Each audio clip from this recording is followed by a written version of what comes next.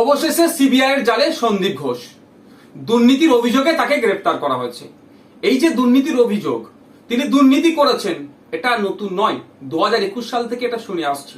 2023 সালে আরজি করের একজন শীর্ষস্থানীয় অধিকর্তাও বিভিন্ন দপ্তরে সন্দীপ ঘোষের এই দুর্নীতির অভিযোগ দায়ের করেছিলেন।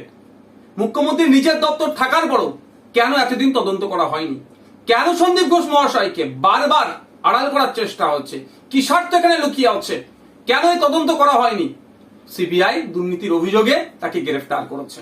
আমরা চাইবো সিবিআইয়ের কাছে শুধুমাত্র সন্দীপ ঘোষ নয়, এই আরজি কর কাণ্ডে যে দুর্নীতির সাথে যারা যুক্ত, যে সমস্ত রাঘব বোয়ালরা যাদের সাথে পরামর্শ আলোচনা করে এই ধরনের দুর্নীতি করেছে, প্রাতিষ্ঠানিক দুর্নীতি যারা করেছে, তাদের প্রত্যেককে এর মধ্যে যুক্ত করা এবং প্রত্যেককে গ্রেফতার করে কোর্টের কাছে তাদেরকে হাজির করুক, আশা করব।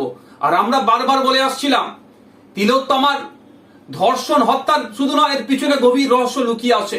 আমার তিলোত্তমা দিদি নিশ্চিতভাবে এই দুর্নীতিগ্রস্ত নেতাদের, দুর্নীতিগ্রস্ত মানুষদের কিছু রহস্য রাজ জানতে পেরে গিয়েছিল, সেই জন্যই তাকে ধর্ষণ করে নৃশংসভাবে হত্যা করা হয়েছে। আমরা আশা করব সিবিআই এর মাধ্যমে আমরা ন্যায় বিচার পাবো এবং যারা দুর্নীতি করেছে, দুর্নীতির সাথে যারা যুক্ত, প্রত্যেকে সর্বোচ্চ শাস্তি পাবে। আর একটা প্রশ্ন তুলি এখানে সিবিআই এর কাছে জানতে চাইছি, বাংলার মানুষ জানতে চাইছে, এই ক্ষেত্রে এই ধর্ষণ এবং খুনের ক্ষেত্রে তিলোত্তমার সন্দীপ ঘোষের কি ভূমিকা ছিল? তার এখানে তিনি কি মাস্টার মাইন্ড প্লে করেছেন বা কি ভূমিকা তার ছিল খুন হয়ে যাওয়ার পেছনে বা ধর্ষণের পেছনে? সেটাও দ্রুত জনমানুষে আনুক। আগামী 5 তারিখে সুপ্রিম কোর্টে মামলা আছে, আমরা তাকিয়ে আছি সিবিআই এর পক্ষ থেকে সুপ্রিম কোর্টে কি সমস্ত ডেটা সেখানে সাবমিশন করে, তার উপর আমরা লক্ষ্য করছি।